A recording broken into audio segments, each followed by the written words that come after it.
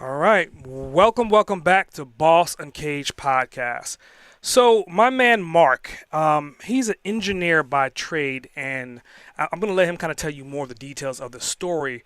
But I think it's such a dynamic story for him to step into this space. And if you guys are familiar with season one, and we had an interview with Dr. B and about maternal medicine, and Mark is more so into FemTech, and I'm going to let him define what FemTech really is. But he has a really cool application and product, and a great solution to a problem that majority of women are going through.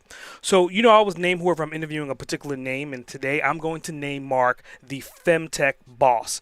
So the floor is yours, Mark. Why don't you tell us a little bit more about you and what are we going to be talking about today? Hello, thank you so much for having me. I really appreciate the opportunity. My name is Mark Amouzgar. I'm the CEO and co-founder of March Health.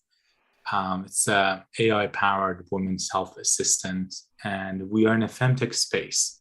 If I want to define femtech, it's women's health assistant. It's a term that has been used for at least a couple of years in the industry, and it refers to the whole women's health space and startup ecosystem. Hmm, hmm. So, I mean, for the average user, they'll hear femtech and they understand fem is female, tech is probably some kind of technology, but you're in a space that I think most people can't even comprehend. I think it's kind of like a sci-fi thing, right? So, I mean, what does your actual device do for an actual female? So what we have is a 1 inch by 1 inch wearable. The thickness is half an inch, which gets connected to a pad. And let's say I'm on my period, I put it under my belly or on my back, it mutes the pain.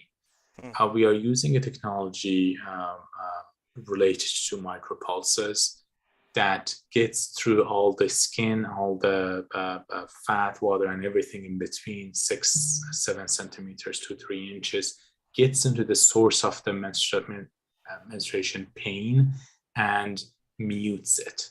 So it's totally safe to use, and we have done multiple focus groups and medical studies to make sure that one, it is safe, two, it's a high efficacy and it's like effective. And we got 96% success rate. Defining success here, being able to reduce the pain from 8, 9, 10 to 0, 1, 2, 3, both scale of 10. You know that like in the pain management world, it's everything is hmm.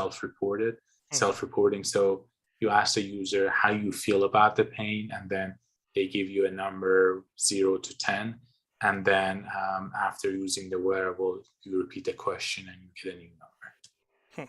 So, I mean, obviously, coming from an engineer background, and again, by the time we're done with this, we're going to have a clear definition of this product and how does it work. So, I listened to, I think, one of your other podcasts, and based upon what I heard, it's kind of like electric probes to a second. It has like an electric pulse to it.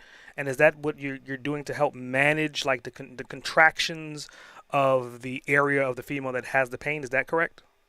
It is correct. Okay. So this is how we are doing that. We are using micropulses. So I'm sure you or the audience, they have used, we all have used some sort of like TENS unit or TENS machine in physical therapy sessions. It's something that they put on the skin Hmm, for muscle pain or any kind of soreness that we might have. hmm, So what we are using is the next generation, or basically the cousin of the same technology. hmm. We send micropulses into the body. But the difference is that we are not dealing with the surface pain and muscle pain. We are dealing with internal organ pain. So sending it through the body to get to the source of the pain and then block the nerve Hmm. from sending the message, the pain message to the brain. Hmm. And we are combining it with a heating option. So not only we block the pain, but also we give that pleasant experience Hmm. during the first couple of days of the cycle that the menstruating person might be in pain, to have a more like a pleasant and relaxing experience. So in this case, you're talking about like this is the hardware application, but in your case, you have hardware and software. So now we have this device on. This device is penetrating us with frequencies, and it's helping to block the pain receptors. What is the software side doing? What information is it recording? How is it recording? How is the AI actually integrated into this? So we started a bit backstory to quite before answering the question. So we started with looking into like endometriosis and diagnostic part, and we noticed that the biggest problem is the data, lack of data in this industry because of it has been very underserved and underfunded for so long because of this thing around the conversation Mm-hmm. and so many other things that I'm sure we have time to get into. And because of that, we prefer to be a consumer face therapeutic solution.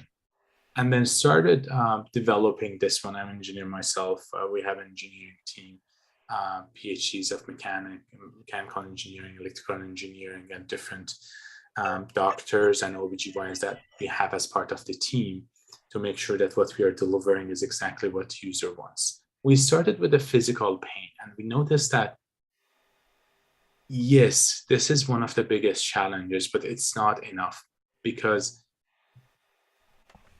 93% of the people who are menstruating also experience some sort of emotional or psychological discomfort.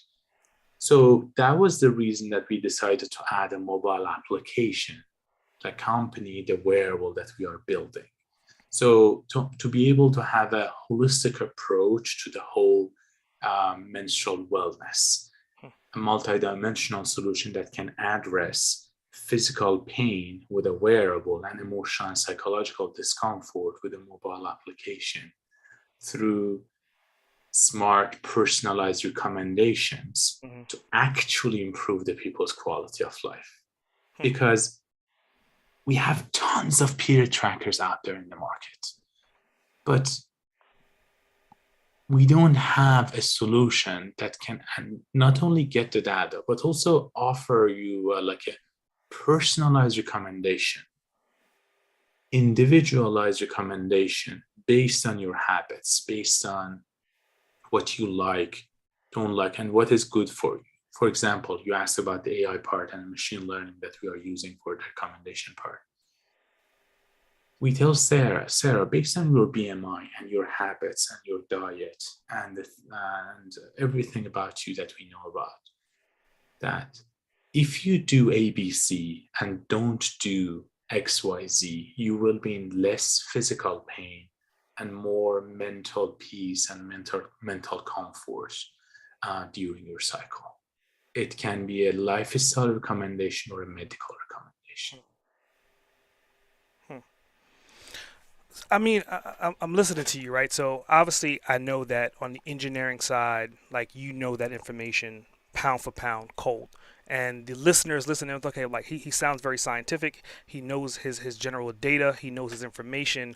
But I want you to kind of talk and tell the story about why did you get into this space, and I want you to kind of talk about like what happened to your wife for a male to then step into this space and to know so much about it to the point to where you created this product. Thank you so much for that question. For me, this product is a labor of love. Hmm. And I have a very personal connection to the cause and to everything about that. I've been married for 12 years and I've seen my wife going through excruciating pain every month for days. As a partner, as an engineer, as an entrepreneur, I always wanted to do something about that. Hmm. But I always were busy with different products, other startups before this one. Until it was 2.5 years ago that some personal things happened in our life that I told myself, enough is enough. And actually, I want to do something about that. I want to be part of solution.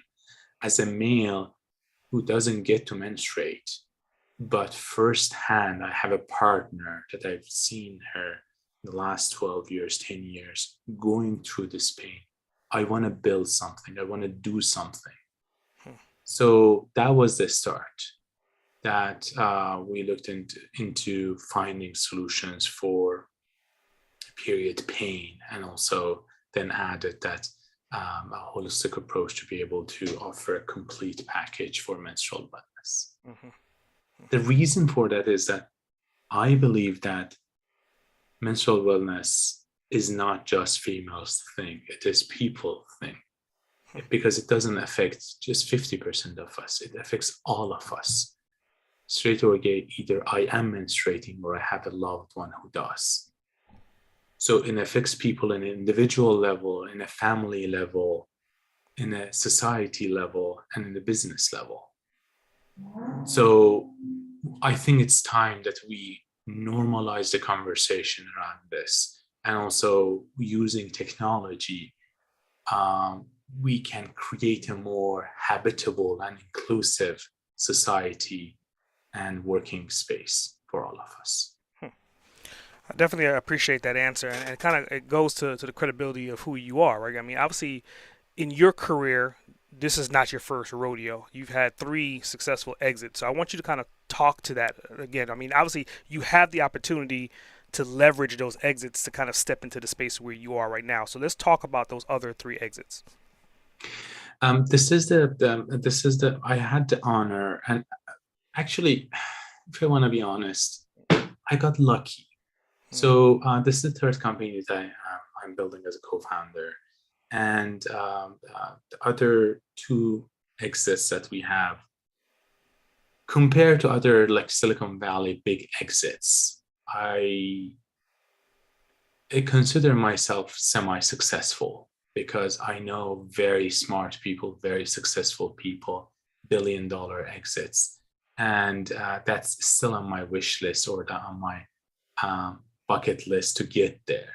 mm, But in my own journey, everyone has its own journey. In my own journey as an immigrant myself, I was able to learn from the acquisitions that we had from the first company that was working and trying to build, to learn about how to position the solution we are offering to them, to market, to our consumers, to customers, to not only add value, but only get loyal customers that they are repeating their purchase, they are working with you. So the first solution we were working on was a B2B solution. It was a software.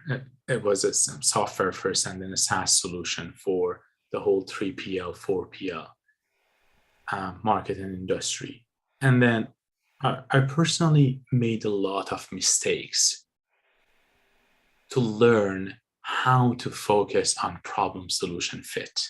mm, That's the most important piece to start the whole product market fit journey, to start understanding the actual problem that our user has, our consumer has, and build whatever we are building as business around their immediate need, not the need that they claim that they have, around the need that they actually have.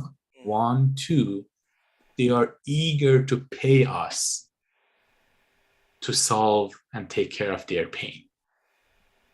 So sometimes there is a pain, your user, your consumer has a pain, but when you ask them to pay to fix their problem, they say, I'm fine, thank you. mm, So this is one of the things that I've learned from the first one. The second one was around personal care. It was in the women's health space. It was a B2C business. What I learned from that is that how the decision-making process for different people in different countries, different income level, even genders, women and men are different. The whole thought process, the whole due diligence that they do before basically purchasing. I educated myself about different channels, about how to utilize those channels, about how to make a business, um,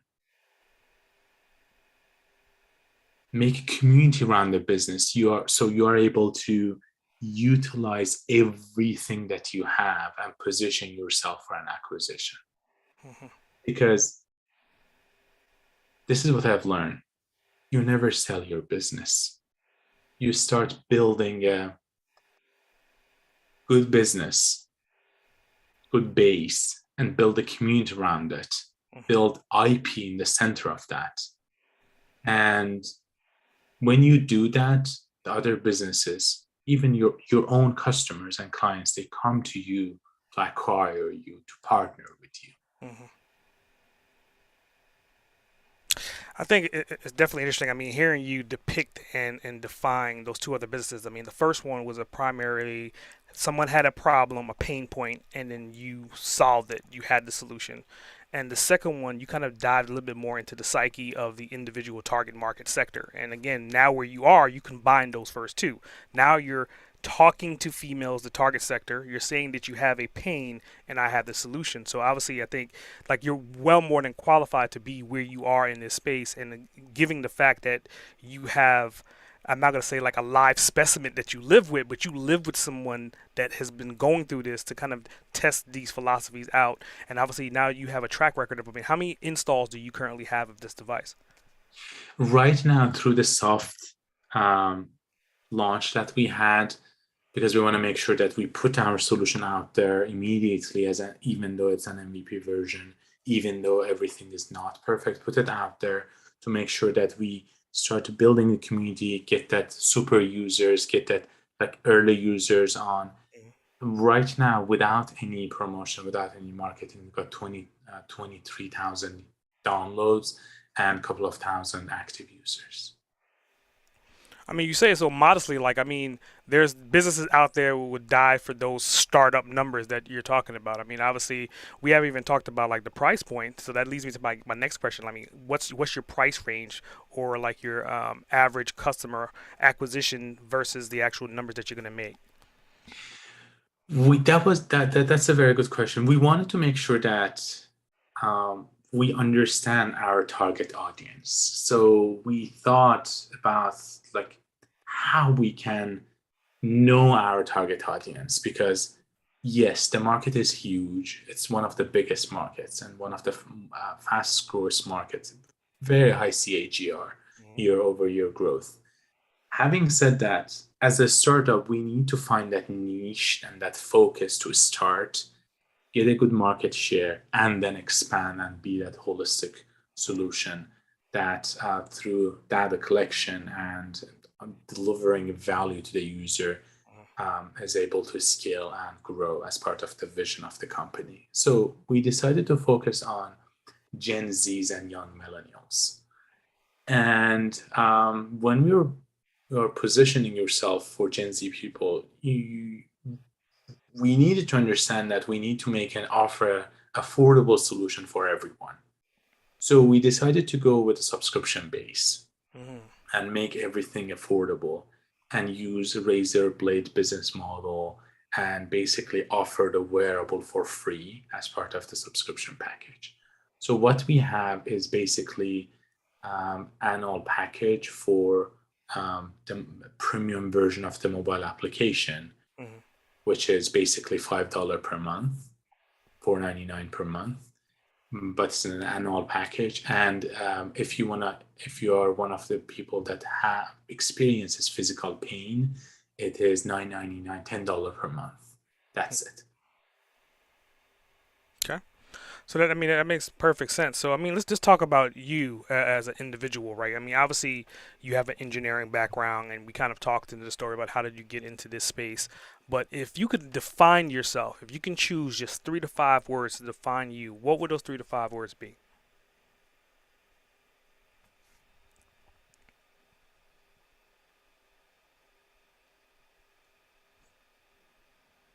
Student of startup ecosystem. Hmm.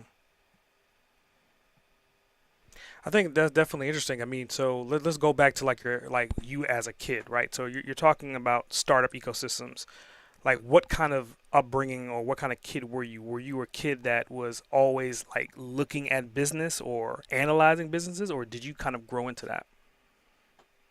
So um, I'm the older brother, and so I always felt the responsibility of like taking care of my younger sibling, and also I learned early on that I am overthinker and overanalyzer. So that's one of the things that it's a two-sided thing for a business person. It can be a good things or very bad things because sometimes you need to make decisions. Yes, you can postpone your decision making to make sure that you have enough knowledge and enough data to make an educated decision with all the data that you have. But sometimes in a startup world, you need to be fast enough to move on and get going, even though you're not sure whether the decision you're making is the best one or not. As long as in that moment you know that it seems like a right decision, you need to make it and move on. And no, it took me years and years and years of making mistakes. So I always say that for every page of success in my resume, I have at least 10 pages of failures, Hmm. failed projects, failed decisions, bad decisions about. So that is the reason that I think right now I'm still learning. And in order for me to make better decisions, I always make sure that as an entrepreneur myself, around myself with very smart people as my team members or as advisory board, that I mitigate the risk of bad decisions. Hmm. Because at the end of the day, as the co-founder of this business, everything is about the daily decisions that we are making about the business, like average 3 to 5 decisions every day. And if I am able to only mitigate the risk at least 20%, 30% in midterm and long term, it helps the whole business to be more successful. So I do two things. One, the advisory board, which really helps, and basically not just having them, but listening to them and having the conversation and asking why, because sometimes they give you an opinion, but you don't understand the details. And when you ask why, you notice that even they might not understand all the details. So through conversing with them, you get to that good decision through problem solving ladder. That I have a form when I'm working with our advisors. I have a form that the first step is define a problem. What's the problem statement? Hmm. Hey, Mark, um, I'm talking with you. I'm March Health's advisor. What is your problem statement right now that we are talking? Second step, what's the root cause for that problem? Why do you have this problem? Why this business has this problem? Hmm. Third one, what are the options as the solution on the table? And fourth one, to the best decision and choose true pros and cons of each of those options as a step three, how we can choose the best decision and implement it. What's the implementation process?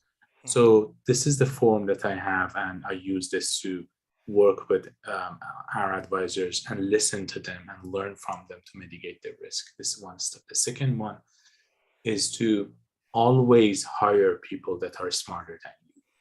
This is what I always try to do. That when I'm interviewing people, I think about whether what as a team we can learn from this person and how this person can be or is smarter than me in that specific field. Hmm. Because if you are the smartest person in the team, it's not the right place to be actually. I think it's definitely it's a profound philosophy. I mean, and it kind of goes back to what you were saying before with the other two companies. I mean, one of them was essentially a B2B company, and then you went into a B2C company, and right now you're B2C again to a certain extent. So it leads me to my next question is kind of like those are two different monsters, right? I mean, B2B, you're Totally. dealing with like account executives, you may be dealing with like managers, you're dealing with like at least high profile individuals that can be A-type personalities, but the B2C, you could be dealing with those people's spouses. It could be husbands or wives that are like A-type personalities that again could be cursing you out for something random. So my next question is, between these two environments, like what is the worst case of something that you've dealt with that you had to overcome dealing with those types of personalities? Obviously without naming names. And in terms of B2B part or B2C? Either one. I mean, like the funny thing is like for you, you have both sides. You're thinking about it, and I'm sure something Yeah, is poking out in your memory to say, okay, that's probably yeah, one of the worst experience I've ever yeah, dealt with in that environment. yeah. So, for the first part of your question, so yes, from far it seems this is a B2C startup and B2C business model. But this is interesting that we are getting good feedback from the other businesses that we are reaching out to them to Mm-hmm. be part of their wellness package Okay, when they are that they can offer to their employees. So we are considering both B2B2C and also B2C. gotcha. To for the second part, the interesting thing that I hear, I experience two things. Some people they tell me, "Oh, you're not menstruating, so you don't have any idea about menstruation problem," which is true.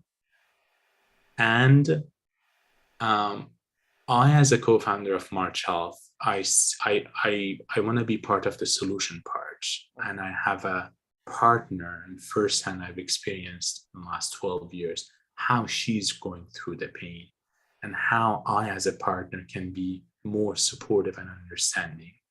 This is one aspect. The second aspect is that as an engineer myself and team of engineering and doctors, we see this as like a medical and scientific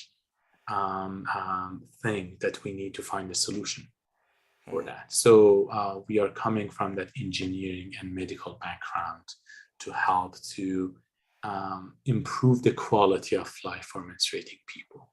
This is one of the things that I sometimes, at least once a month, I hear.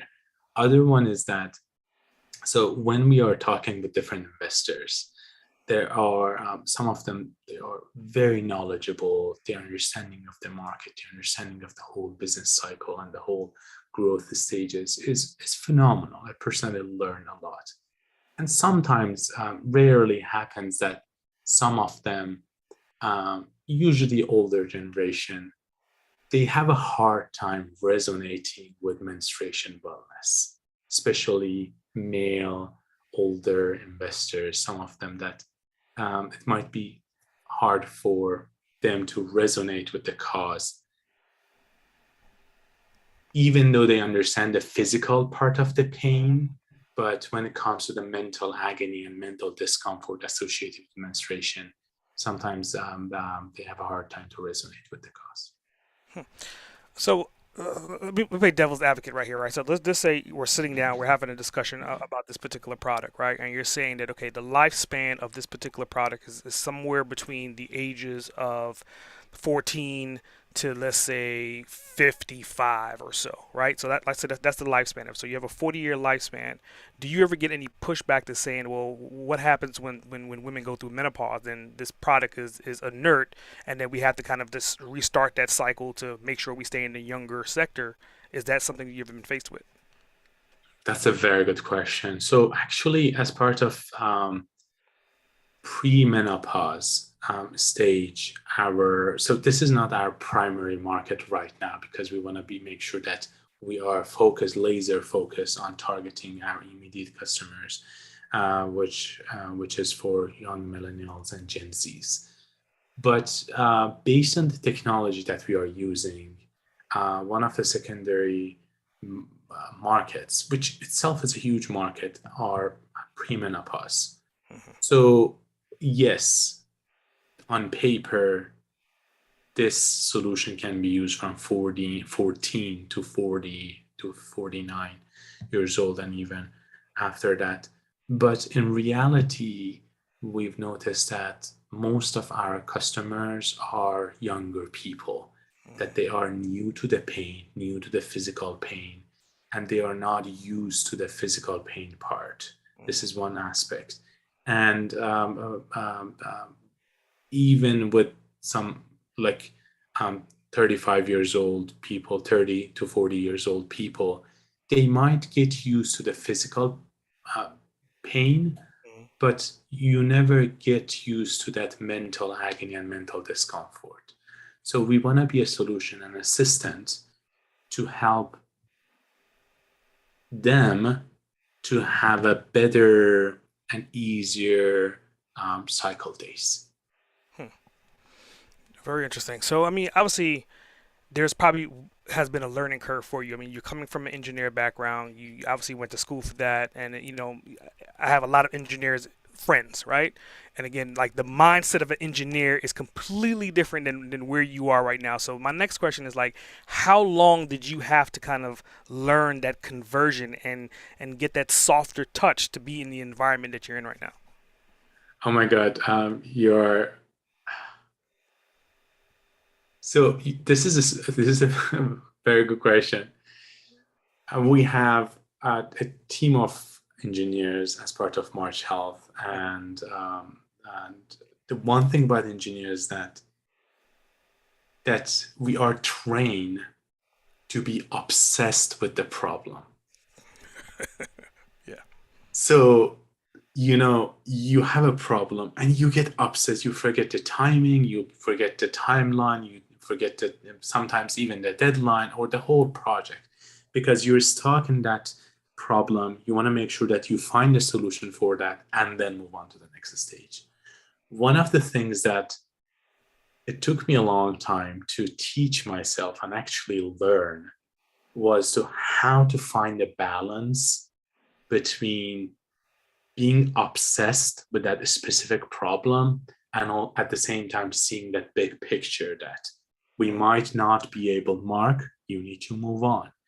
Even though you can't find a problem for this, you can't find a solution for this specific problem right now, but that's totally fine. Let's move on. Let's be done with the project and move forward, even though the quality is 80%, even though the quality is 70%. Because in a startup world, you always need to find that silver lining between being a high quality solution or being that fast moving startup. Mhm. Yes, you can be both of them, but if you have tons of money Mhm. and you have a big team, if you have limited resources, sometimes or in most cases, you have to compromise Mhm. and be happy with 80% of quality, move on, move on. So through agile product development, through short iterations back and forth between focus group users and the development team, you can always have time to make things better and more defined. Mhm. But you need to take care of your core first. Mhm. If you have your core of the business, core of the solution in place and fit as part of that problem solution that we were talking earlier, um, I've learned that you better move on, move forward to even if you feel that you're 70% there, 80% there, not 100%. Wow. I mean, I'm definitely enjoying this conversation. I mean, it's kind of ironic that it's two men having this conversation. First of all, right? So, I mean, obviously for the listener, I think like we're diving down a really deep hole to kind of really get the answers that someone would be listening that would ask these questions. So, with you being an entrepreneur and you've had two successful exits before, let's go back to your history a little bit. Like, are you coming from an entrepreneurial background? Like, where did you get your business savviness from? Was it your parents? Was it an uncle, an aunt? Like, where is that coming from? Actually, no. I'm coming from, can say, low middle income family. Mm-hmm. My mom, she was a teacher and for 30 years, and my dad was working for health department, Mm. and he was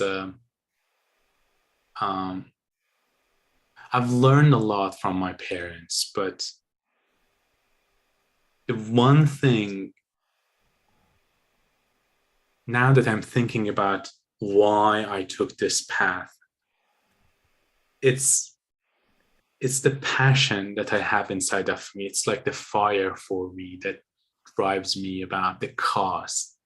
So the early conversation we had about like being an engineer, being obsessed with the problem, I think I get obsessed with the cause and the change. Um, I want to.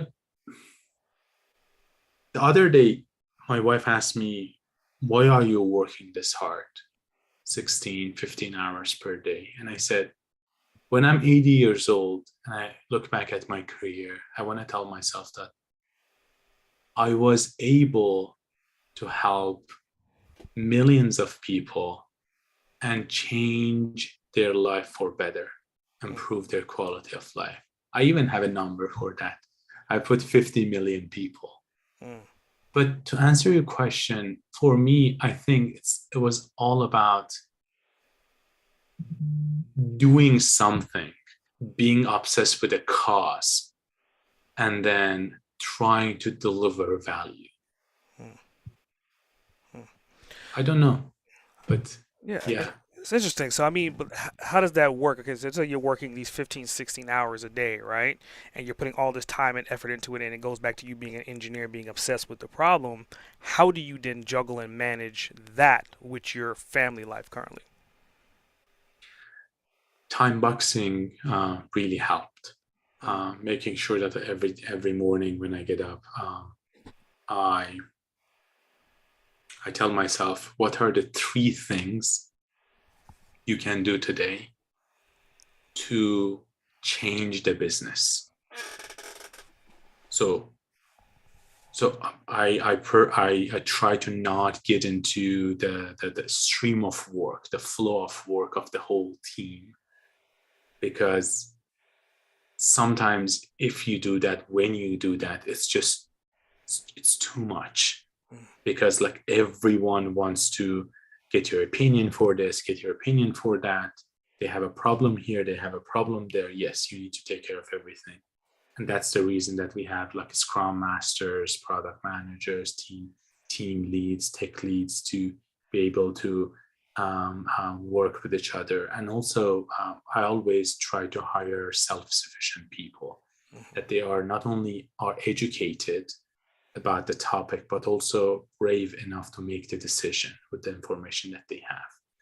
Because I believe that at the end of the day, it comes down to a triangle. When you give responsibility to an individual, and that individual is accountable as the second one, and that individual also needs to have autonomy to make decision. That individual needs to be authorized to make decision, to be able to be responsible and accountable for that specific part of the project and task. Mm. So having said that, I try to not get into the details and micromanage the team. I try to focus on the three things that I can do every day to change the business and have an impact on the business growth. And after that, throughout the day, I try to focus through using time boxing, early morning time. I start my day at 6 p.m. Sometimes hard to get up at like at 5:30 or 5:40, but this is what I do. Like a tea in the morning, starting my day at 6 a.m. Get a quality time, focus time between 6 a.m. to 8 a.m. or 9 a.m. sometimes, and then work, and then evening times. Usually I spend 1 or 2 hours in afternoon and evening time to think about the problem, like passive thinking. Like I'm not actively trying to find a solution because I'm tired. It's almost end of my day. Mm-hmm. But this might be interesting and strange.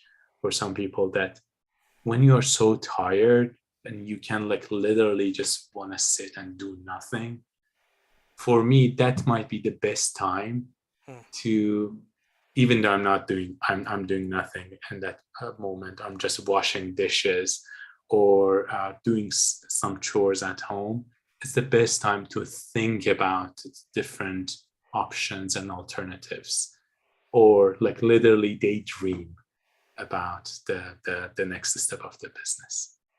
Hmm. Definitely interesting. So I'm just listening to you speak, and obviously your education is split, right? I mean, you have an engineering education, and then at some time in your journey, you kind of split and you started learning more about anatomy, more about bio, more about femtech, and then along those lines.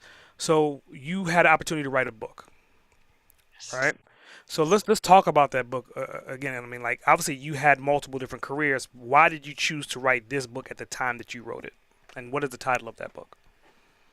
The book part was by accident. That one of my professors, I was after my undergrad, told me that, oh, there is a topic that I'm interested to work on. Do you want to work with me? And I said yes. The book's name is Engineering Economy and Decision Making Analysis, and it's like my baby. It took me around 1.5 to 2 years at nights, especially to work on that, or early, very early mornings to work on that book.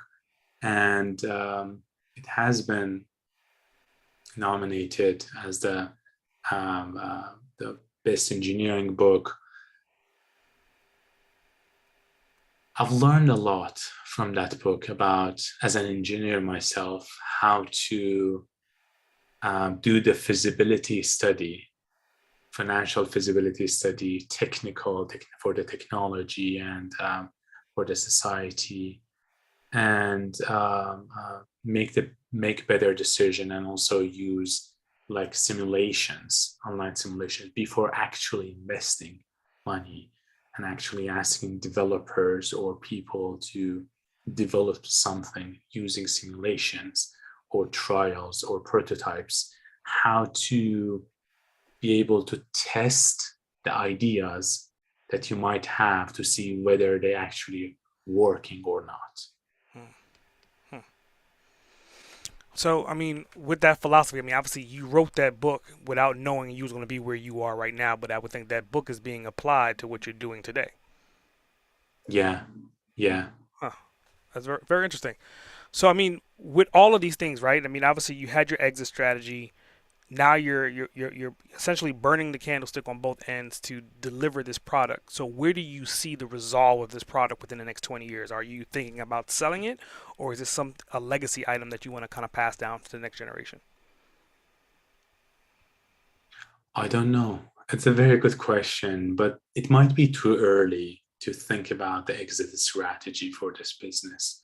Mm-hmm. Right now, we are like 100% focused on building a solution, Mm-hmm. um, and advancing that solution to improve the quality of life. Mm-hmm. So, femtech industry and all the money from the like VC world comes here. It's like mainly has been focused on fertility and pregnancy part. So the rest of femtech industry has been underserved and underfunded for so long. Mm-hmm. Recently, a year ago, we see more investment into the rest of the women's health space, which is phenomenal, which is awesome, and hopefully this will continue. Having said that, there are so many things that we can do in this space. Right now, we want to be a therapeutic solution in the menstrual wellness space, and then expand to be a women's wellness and women's health solution using machine learning for the wearable, machine learning for the therapeutic part of the recommendations, and AI for the diagnostic part as we progress and move forward with the business with different underlying health conditions for our customer base. Mm-hmm. And we think that we can potentially position ourselves either for an acquisition or for even going public. But it might be too early Hmm. for that conversation. Right now, we are 100% focused on building the business, building the IP technology, and building the community. And we make sure that we not only we build that community, but we keep it live with high engagement rate. So I mean, I think first of all, I think it's a hell of a product, right? I mean, it solves a major problem. But in addition to it, you wrote an article. I think it was the title of it was "How FemTech is Leading the Revolution in Working Life." And in that article, you were talking about like not necessarily discrimination against women, but that women are essentially getting paid less because of they have menstrual issues or other things that may come up on a month-to-month basis. So I want you to kind of talk to these women. So let's say I'm a businesswoman, I'm a director, or I'm a VP or an executive in a company, and I have an issue where once a month I'm going through pains, but I still have to be on the workforce. I still have to maintain what I'm doing from a day-to-day perspective. How do you then help them move forward to continue to be successful through your product? That was a very good question. The other day, I was checking some data, and only 9% of menstruating people, they're 100% comfortable Mm, sharing their menstruation with their like team members and managers or others.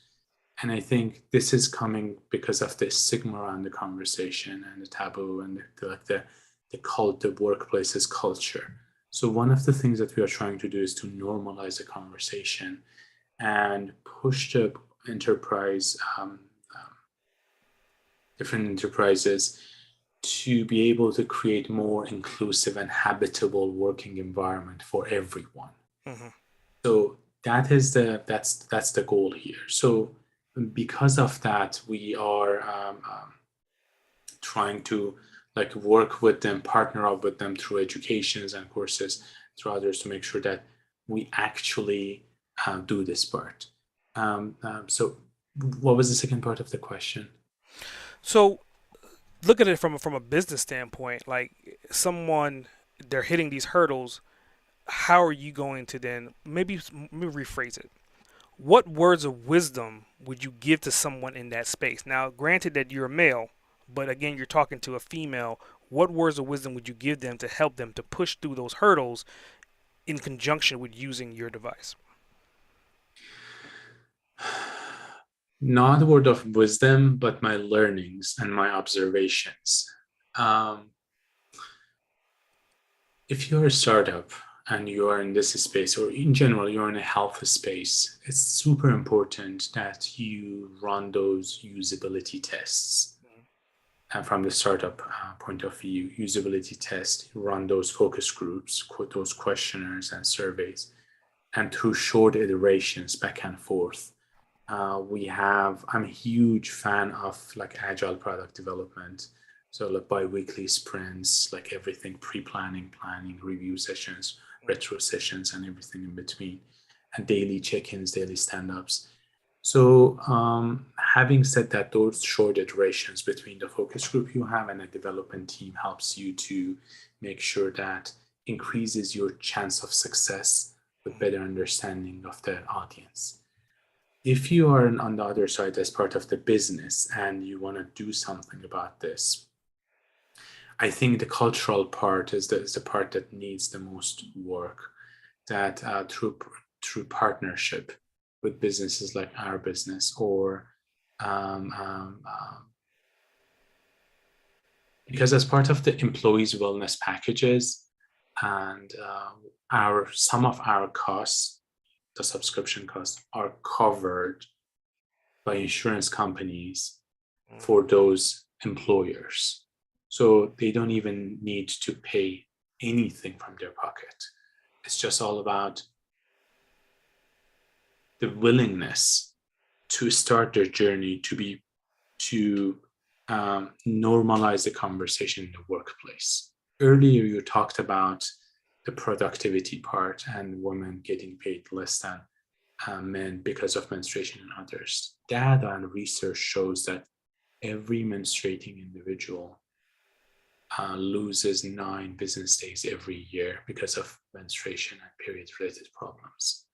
And I think we should be able to offer off days like what Spain is doing right now, and or more flexible working environment that people can work from home or even not work, relax.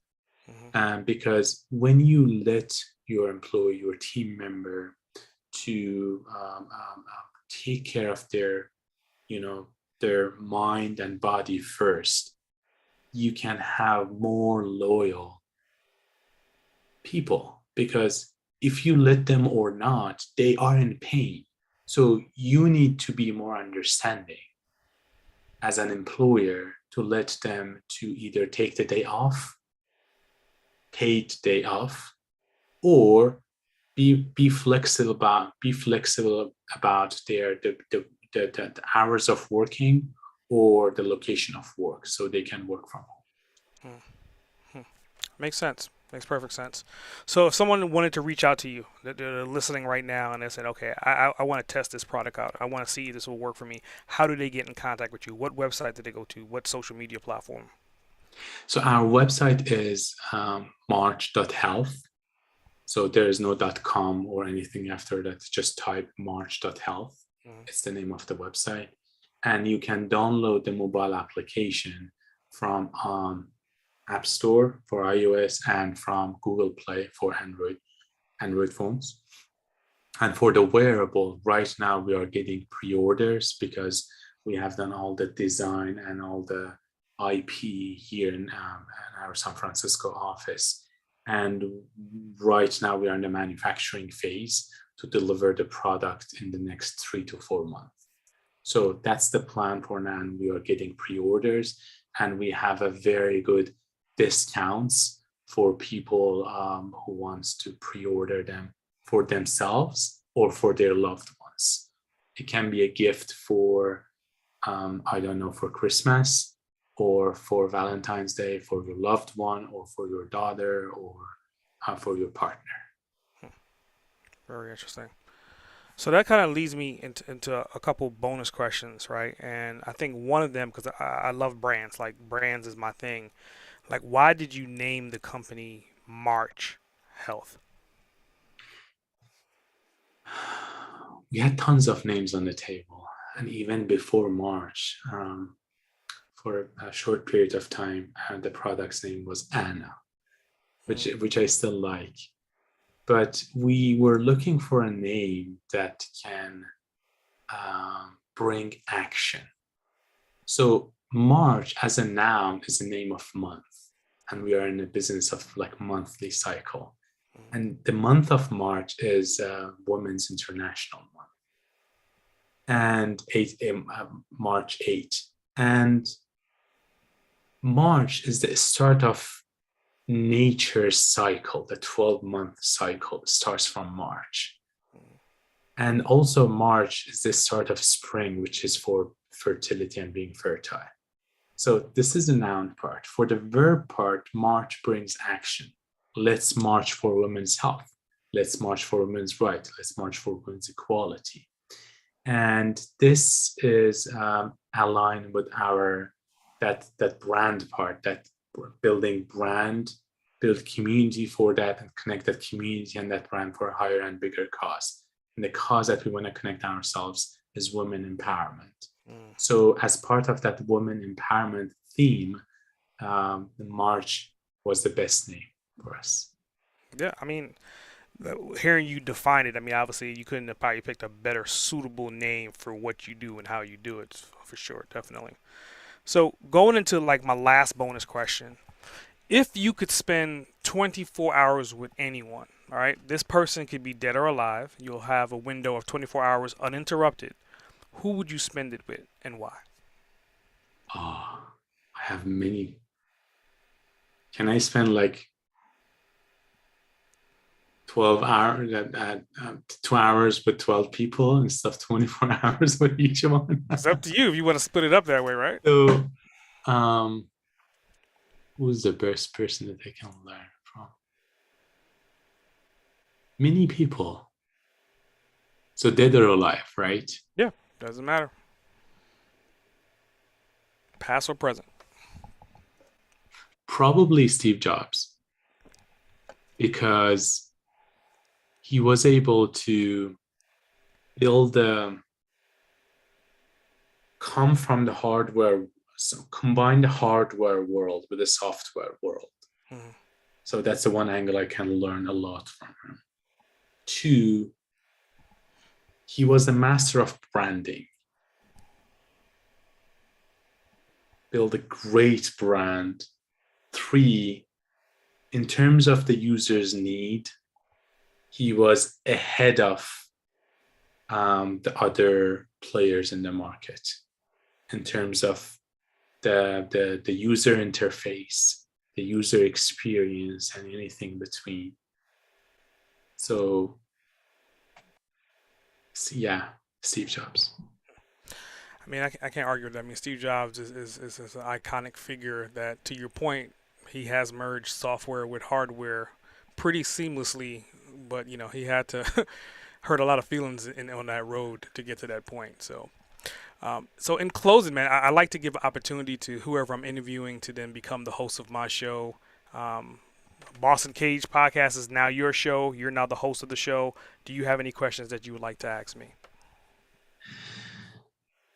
So you're one of the best podcasts. And first of all, thank you so much for having me, for the great questions, and for the time to so we can deep dive into March Health's business and also the personal questions you asked about me. Thank you so very much. The one question that I have is about what you've talked with many people. I'm considering myself in the like a middle successful or semi successful, but like many successful people that you have interviewed. That what have you learned from them in terms of the similarities between them? Yeah, I would think it's because I've diverse so much between like founders and then people that are highly successful versus people that have exit strategies. But I think the one common denominator across the board is that everyone that I've talked to that is on a success path, they're trying to solve something. Bottom line. No matter what that is, they're trying to solve a problem. Whether it's a tech problem, whether it's a society problem, whether it's disease, no matter what it is, everyone is trying to solve something. It's like, I don't know if we were just born and designed to say there's an issue, we need to fix it. But every single person, no matter where they are on their journey, that is the common denominator. Everyone's trying to fix something. That was very good. That's food for thought for me. Food for thought. I mean, you fall into that category as well too. I mean, you had a problem at home, and you was like, I can do this, I can fix this, and then you took that problem, you made it into a business, and now you're trying to help women across the world fix a problem that's been around since the dawn of time. So you're fixing a problem, right? That is true. That is true. Thank you so much. At the end of our conversation, I again wanted to thank you and thank the audience for everyone who is listening to this. And ask for a favor. If you have time, just download the app and test that. And if you want to help us, as a male myself who doesn't get to menstruate and but wants to be part of the solution, not part of the problem, um, we need your help. I have a female co-founder. I'm super lucky to have her as my co-founder. We have a great team of females, males as engineers, doctors, OBGYNs, developers, and everyone. Hmm. But if you think that you can help us in terms of partnership, in terms of distribution in different countries, in your own city, in your own state, and you're in the country that you're in, or you have network, please reach out to Mark at march.health, MARK at march.health, and let's have a conversation because we need your help in order to be able to spread the word and move the needle a bit in this for this problem in order to have more inclusive Mhm. society for future society. And if you're an investor or listening, or you have an executive, you have money, or like you are a successful individual and you have a bit of money, we are starting our next round of fundraising. So we, with the investment we got so far, we were able to build a product, get to that this stage. Based on what you've learn from today's conversations, what you've heard, if you're interested to invest as part of the investment portfolio, as part of the next seed round that we are having, again, reach out to Mark at march.health and let's have a conversation about investment. Great. I think it was definitely a pleasure having you on the show today. I mean, it was a topic that I think most people probably wouldn't think that it was related to business, but I mean, by all means, it's definitely business. But to the point that we said earlier, you're solving a problem that's been around since the dawn of time. So I definitely commend you for your journey. Keep on pushing. Thank you Appreciate so much for your time. definitely.